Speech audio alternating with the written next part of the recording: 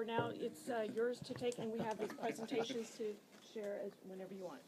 Make sure I know what I'm dealing with. Okay, we got a couple of things here. First of all, I want to thank you all very much for being here. The project team, which is a joint effort between the City of Austin as well as Capital Metro, have been spending the last several months looking at high-capacity transit investment options for the future of Austin. This has been something we've been talking about for a long time, going back 30-plus years, but there was a proposal that was teed up a couple of years ago that basically we had a challenge to be able to overcome because there hadn't been a lot of public support for it. There were a lot of questions. Specifically, this was an investment option that would have taken us to the Miller development. A lot of questions came back, well, why Miller? And so we heard those questions that were being asked. We've been asked in our work plan over the last 6 months to be able to develop a work plan that would answer that question, be able to show our work, and to be able to come back and really take a step back, analyze all of what's been done, and how we would proceed with the next investment for high-capacity transit in the area. Now, one thing that's really important, there's two aspects that I'll mention. The first thing that is really important that's been addressed over the last couple of years has been the development of Project Connect.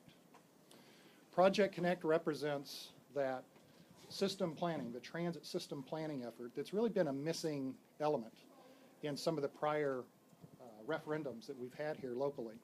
So there have been kind of some referendums that had a one and done kind of an approach, but it wasn't built around an overall system expansion. So the work that the Transit Working Group, led by Mayor Leffingwell and joined by other regional leaders around the community, has been a very significant effort, and it forms the basis for our consideration in the Central Corridor. We're showing up here the vision map that was developed by Project Connect, and we've also highlighted in kind of this orange color where the Central Corridor actually fits in.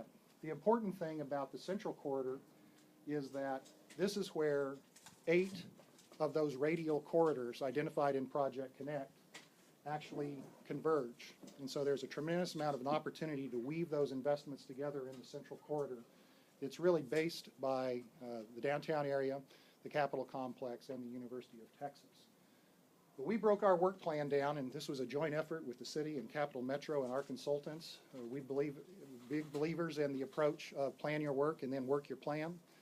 So we sat down and we developed a work plan in the spring of this year, and then we've been working that plan for the last several months. We broke our work plan into 2 phases.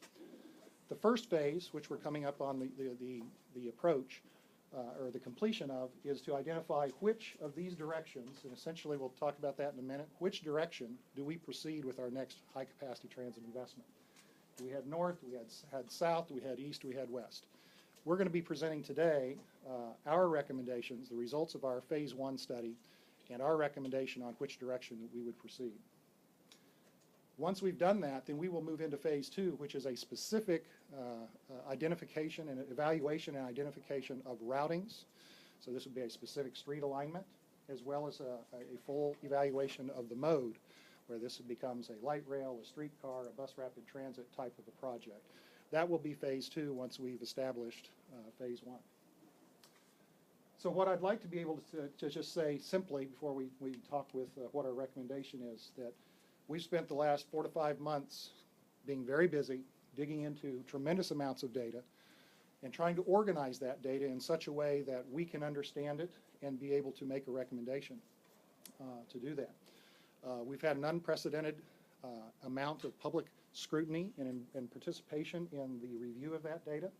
It's been very informative and helpful for us as the project team. We've responded to any challenges or issues that were identified, and we've addressed those as they've come up. And so the confidence of the project team is very high that we've addressed those issues and that we are moving forward in a positive direction. So what I'd like to be able to do is share with you our recommendation.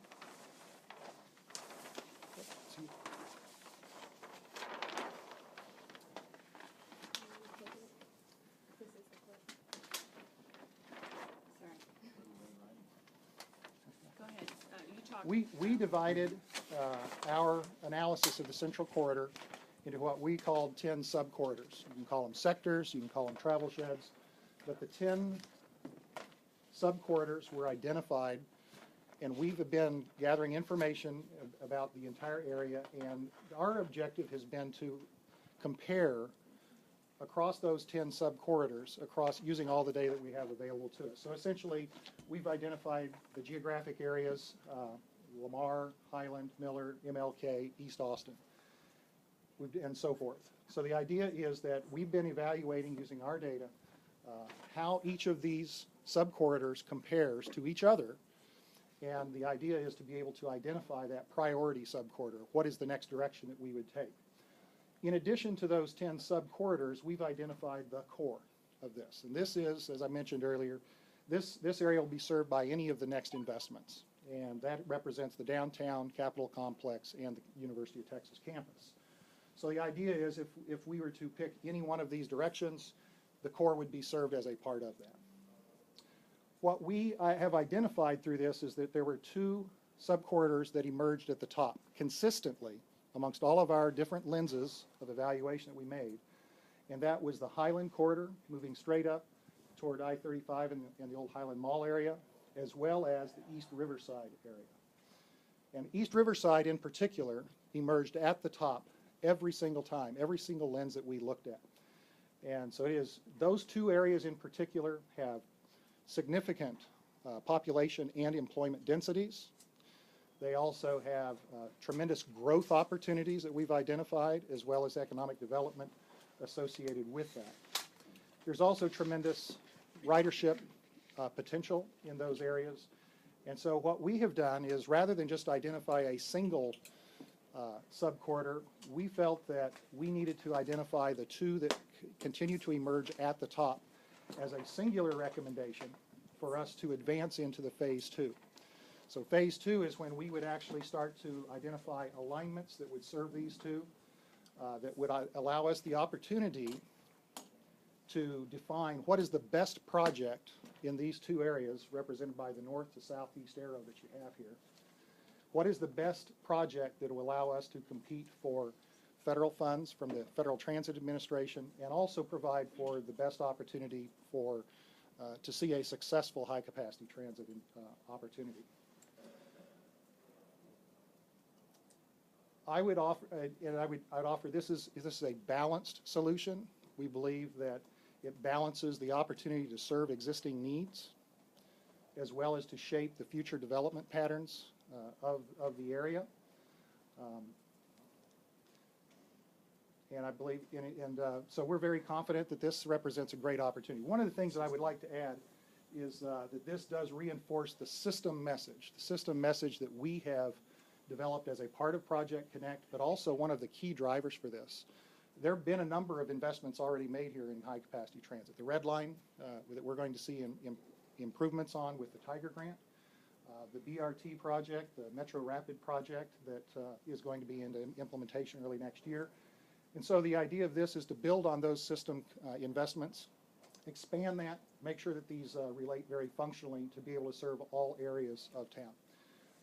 One thing I will add, and we'll see in our presentation, we've been looking for the best next investment.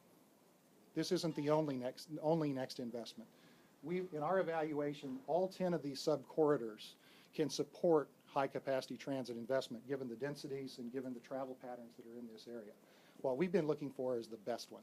And so we believe that the Highland and East Riverside corridors, including the core, presents the greatest opportunity for us to see a successful project move forward.